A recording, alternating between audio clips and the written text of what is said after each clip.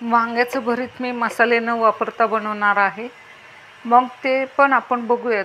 आणि कांद्याची चटणी ही मी मिक्सर न वापरता, वाटण न वापरता ती चटणी मी बनवणार आहे. मग ती मी कशी बनवते, ती चटणी मी कशी करते हे तुम्ही पुढे पाहणारच आहात. त्यासाठी व्हिडिओ स्किप न करता पुढे पूर्ण व्हिडिओ पहा. वांग स्वच्छ धुवून मी चिरा देऊन घेतलेले आहेत. स्वच्छ धुवून कपड्याने पुसून ह्याला चिरा दिल्या काकी आतमध्ये आळी बिळी लागली का ते पाहायचं. आणि चिरा देऊन त्याच्यामध्ये मी लसूण टाकलेला आहे. आता आपण ह्याला तेल लावू आणि भाजून घेऊ. वांग भाजून घेऊ आपण आधी व्यवस्थित.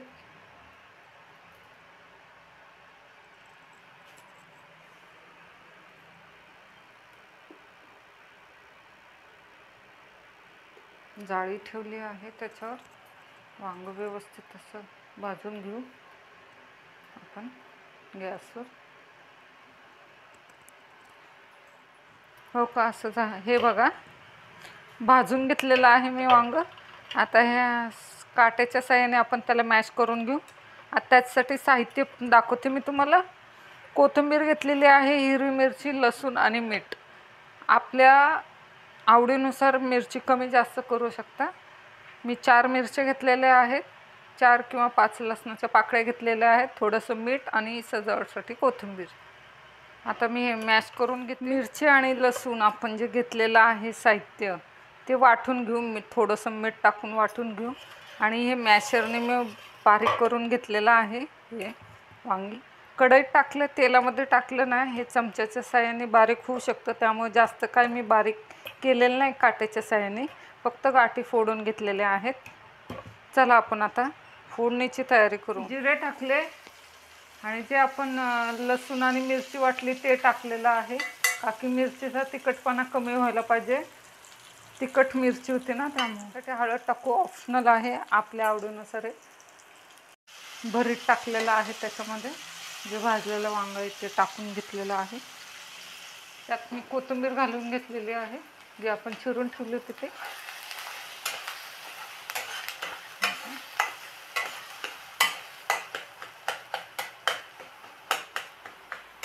अगदी मस्त.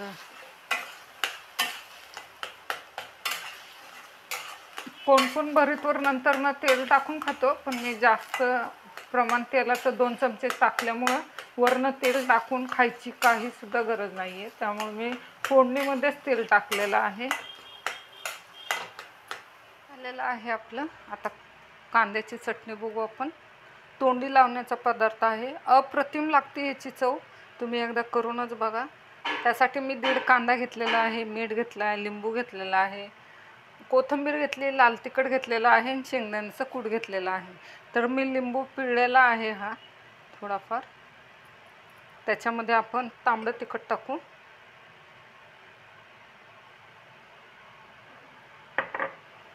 शेंगदाण्याचं कूट टाकू.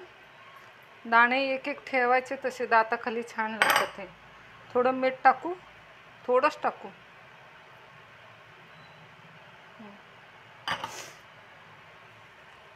तेल गरम झालेलं आहे, अगदी कडकडीत झालेलं आहे आणि ते कडकडीतच होतं ते. हो का, असा किती सुंदर वास सुटला बघायचा. आणि त्याच्यावर आपण कोथिंबीर टाकू ही. अगदी छान चरचर आवाज आला का.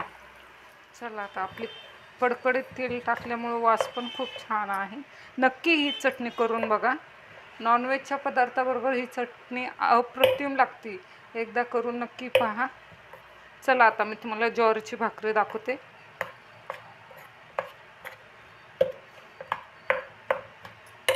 तयार आहे आपली भाकरी.